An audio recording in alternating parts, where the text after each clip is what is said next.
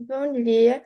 Então, a gente vai apresentar o seminário de economia. Nosso trabalho é sobre progressividade tributária e o crescimento econômico, mais especificamente sobre a reforma tributária global e uma análise geral dos impactos no Brasil. A gente está fazendo esse seminário para a cadeira de teoria econômica no semestre de 2025/2. Eu sou a Ana Laura. Sou o Antônio Marinheiro. Eu sou a Isadora Dux.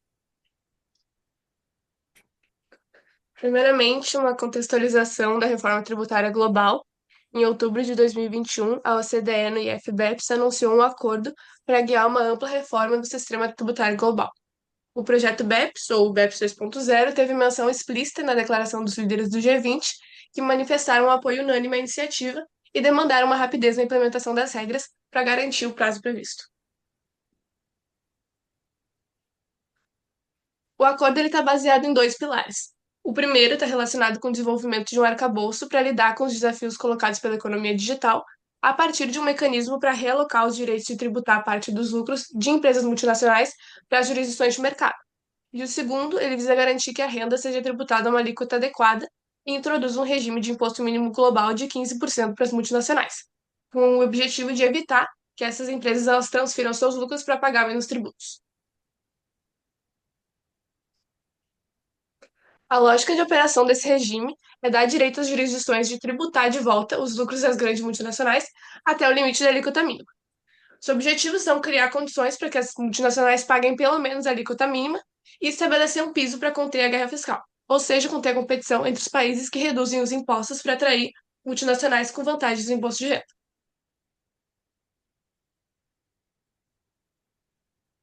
O primeiro pilar ele tem um impacto mais limitado sobre as receitas globais, mas tem um impacto redistributivo relevante porque ele tende a beneficiar mais países de renda média ou baixa. O efeito esperado por ele está mais direcionado à uniformização das alíquotas, porque ele busca redistribuir os direitos de tributação a um grupo mais amplo de países. O segundo ele tem um potencial maior de alavancar as receitas globais, considerando os efeitos diretos do imposto mínimo sobre os lucros e os indiretos da limitação da guerra fiscal, mas ele tende a beneficiar mais os países de alta renda, o que acaba anulando os ganhos distributivos do primeiro pilar. O principal cenário considerado pela CDE tem uma projeção de um efeito muito pequeno na economia, com uma redução de 0,1% do PIB no médio prazo, mas esse efeito negativo ele é compensado por outros positivos. Mesmo assim, a proposta ela se mostra única porque ela combina o potencial de gerar receitas adicionais sem desvalorizar o crescimento econômico. Mas essa previsão de impacto do novo arcabouço no sentido redistributivo ela é frustrante para os países de renda média ou baixa, porque eles recebem menos de um quarto dos ganhos arrecadatórios. E esses resultados nos mostram que o sistema tributário global ainda tende a ampliar as desigualdades e que a proposta está longe de atender as expectativas dos países emergentes.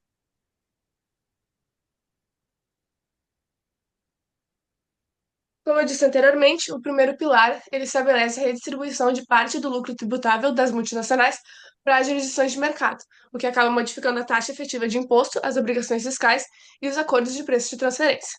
Também remove as saídas unilaterais e as substitui por esse novo mecanismo em favor dos mercados consumidores.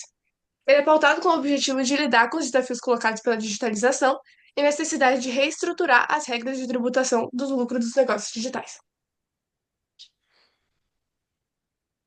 O alvo desse mecanismo são as gigantes multinacionais, que têm elevadas receitas e lucratividade, com lucros acima de 10% do faturamento. Mas somente um quarto do lucro residual, que é o que corresponde ao que excede os 10% de faturamento, que é realocado para os mercados consumidores. Também as jurisdições que têm empresas-alvo com receita mínima de 1 milhão de euros também são habilitadas para redistribuição. O montante estimado foi de 125 bilhões de dólares de lucros a ser realocado para os mercados consumidores. Nos países sede, o impacto final ele vai depender do equilíbrio entre o volume de venda e o lucro tributável, porque mesmo que eles tenham os lucros realocados, muitos desses países também são grandes mercados consumidores e acabam recebendo de volta uma parcela desses lucros.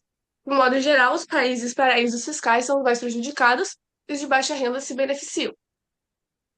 É importante frisar que a realocação do direito de tributar os lucros das multinacionais não significa necessariamente um aumento da arrecadação global, porque cada país ele tem autonomia para definir a sua própria alíquota.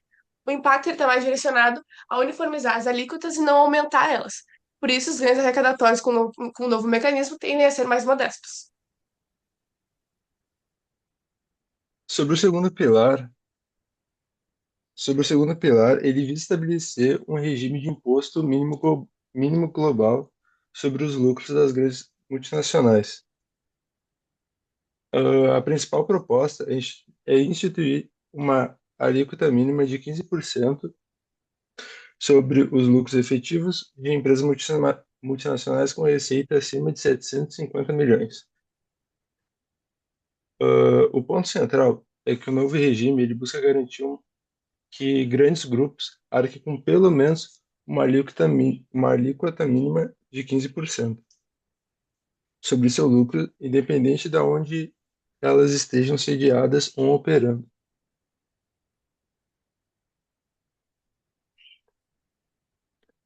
A implementação do novo regime de tributação ele se dará pela introdução de duas regras tributárias interrelacionadas. A primeira e regra principal é a regra de inclusão de renda, a IIR. E a segunda serve como um mecanismo de apoio, que é a regra de pagamento sobre tributados, a UTPR. A alíquota adicional ela é aplicada através do IIR, com incidência sobre a empresa matriz, que deve pagar a diferença de imposto sobre o lucro da filial estrangeira. E é para lidar com esse tipo de situação específica que prevê o acionamento do mecanismo de apoio, entre aspas, da UTPR. A implementação das duas regras tributárias exige somente mudanças nas leis domésticas, sem passar por tratados internacionais e, por isso, membros da IF e da BEPS elas não são obrigados a adotá-las. Em relação à alimentação e os efeitos, de acordo com a estimativa da OCDE de 2020, é possível interferir que 2,3 a 2,5 mil empresas se enquadram nesse critério, com 639 bilhões de seus lucros sendo tributados por alíquotas inferiores à mínima.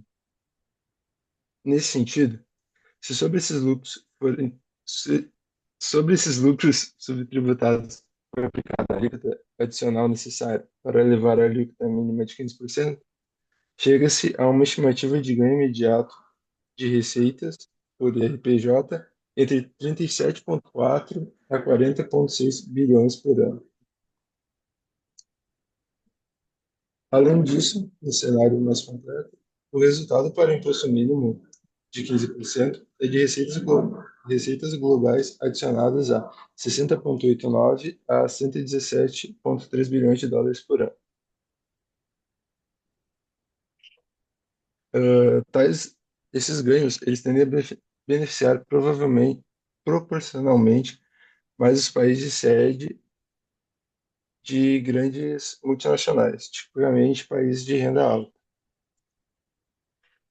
Por outro lado, os ganhos de receita com limitação de guerra fiscal e redução da migração de lucros pelas multinacionais seria de ordem de 28,1 a 38,3 bilhões, com efeitos disseminados por países de níveis variados de renda. Portanto, pode-se concluir que o impacto distributivo mais provável do segundo pilar é ampliar a desigualdade global de receita.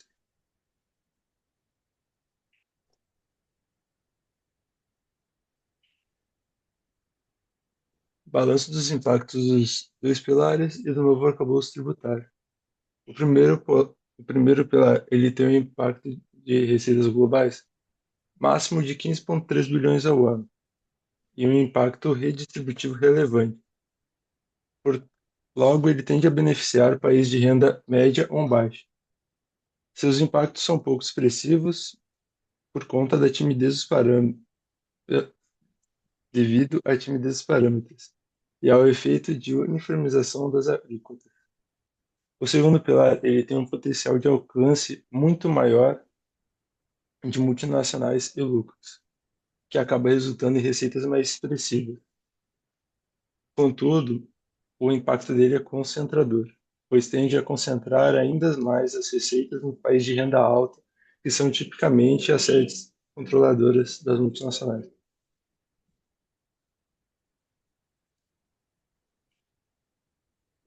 O impacto combinado dos dois pilares, ele aluna o efeito redistributivo do primeiro pilar, chegando ao máximo de 132,6 bilhões anuais de receitas globais.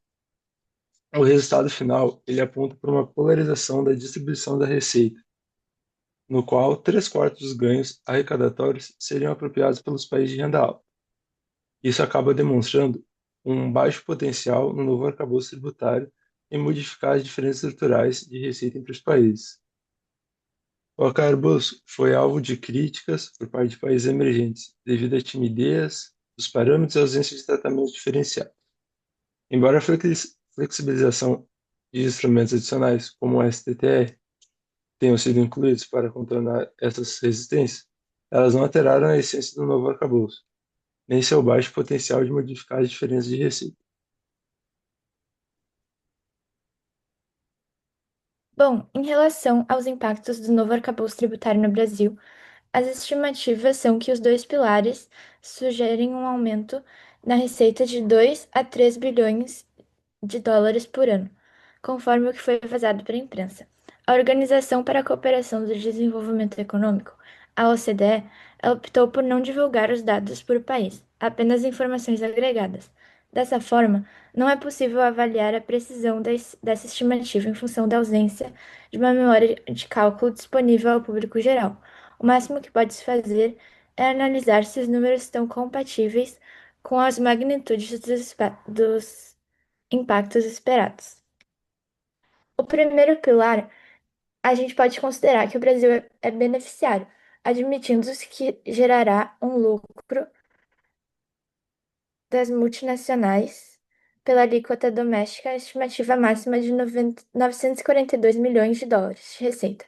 Porém, visto que a proposta prevê mecanismos para compensar o imposto já recolhido no país, esse valor máximo tende a ser reduzido pelo mecanismo de compensação, que se descontam impostos já pagos no país.